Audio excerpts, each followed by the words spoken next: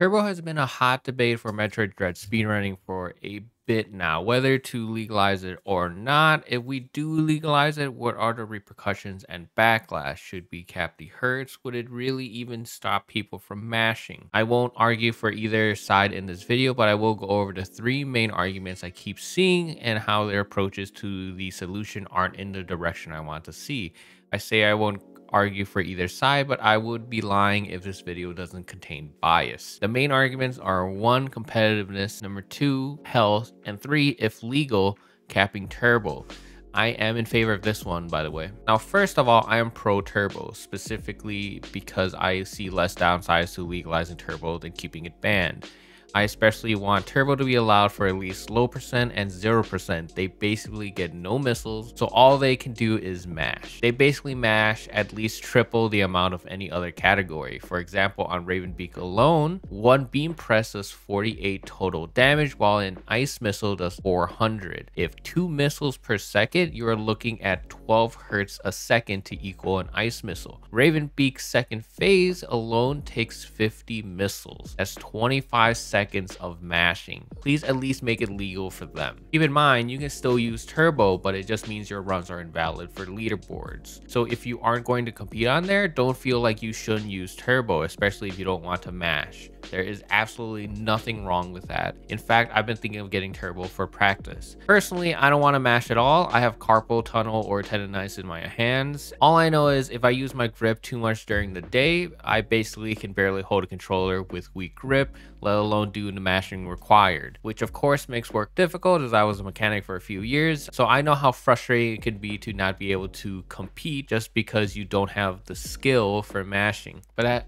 that isn't the reason why I'm pro turbo. I just objectively see less reasons to keep it banned. I wouldn't even think twice if I saw turbo stays banned. Now, the argument that turbo in Dread speedrunning specifically would ruin competitiveness or gives people unfair advantage, I'm sorry, but that is just old school thinking. The world changes and we shouldn't be hung up on ideals of purity. I understand the point of arguments such as sports. If you're unable to compete because injury or physique or mental limitations, that's just a card you were dealt. However, I would argue that this is a game first and foremost, so that sort of doesn't apply. And if mashing was a huge proponent of what makes the run viable or skillful, yes, you have a point there. Even if mashing is horrible and causes damage long term, guess what? All sport is like that. That's just the price you pay. That's just the cold hard truth. Not to mention, games weren't made to play for such long hours, especially such long mashing sessions. It just wasn't designed with that in mind,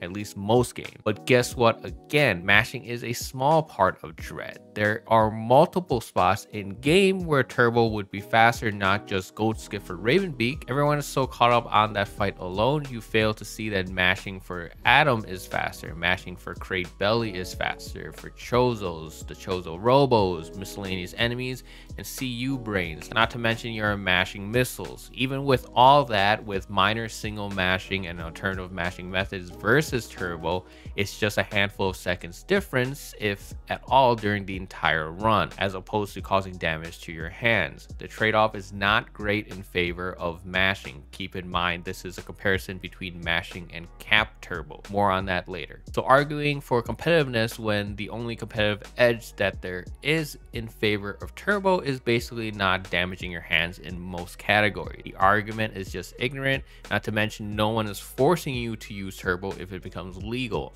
Oats isn't going to get a turbo controller even if it becomes legal. So why would you feel the need to get one if you don't mind mashing? Now, if you argue that turbo would be better, of course, for long-term health reasons, yes, I see your point. Mashing sucks, especially in games where mashing is such a giant part of the game, like RPGs. That I agree with wholeheartedly because it doesn't ruin competitiveness of Dread. It just makes it easier and levels the playing field a bit. But those who are arguing in favor of turbo, who are using statements like repetitive actions cause long-term damage, not at anyone in specific, it's just the simplest way to summarize it. I've said it before, you might as well not play games. It just sounds disingenuous to say those kinds kinds of statements. It is extremely difficult to avoid repetitive actions in games. Spurts of short mashing that's not intense are basically part of gaming forever. For example, text boxes, quick time event mashing. It's in MOBAs and FPS and MMORPGs too. They are designed to be done in short sessions during your free time once a day, not to speed run for a couple hours a day. We aren't in the consideration in that department. Not to mention, it is your health only you have control over. You can't force someone to not mash, you can only warn them. And as a community, we should do just that, not pigeonhole people into using turbo because we care. I care about the people in this community quite a bit. Those of you who are in Discord know I'm very active helping people basically every chance I get, but I would be lying if I said I cared at all if you mashed or not. It's your decision. I for one found strategies and methods to either alleviate or mitigate the mashing requirements, like using storm missiles for red and gold Chozo when they have the shield, which ended up being better than mashing, and different mashing methods like D-pad, rubbing your nail over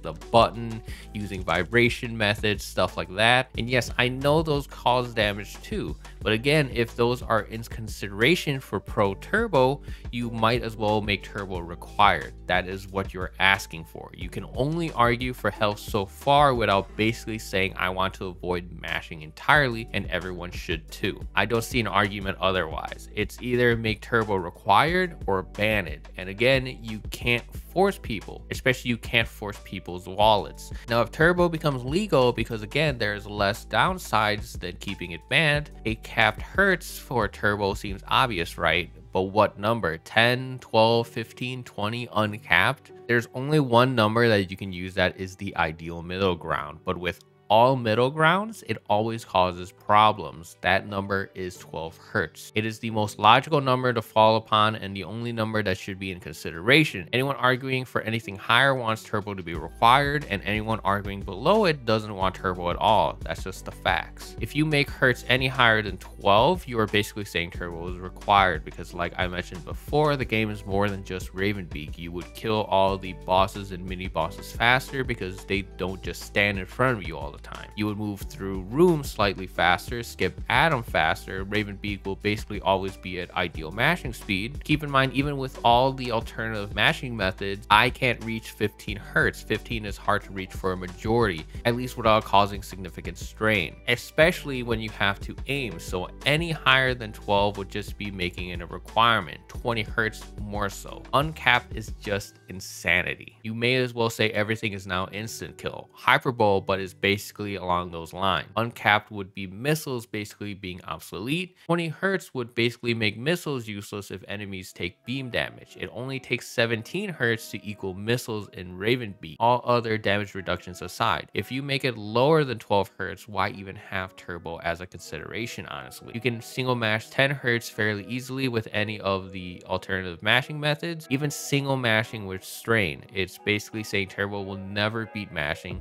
and it's just there so you don't hurt your hands.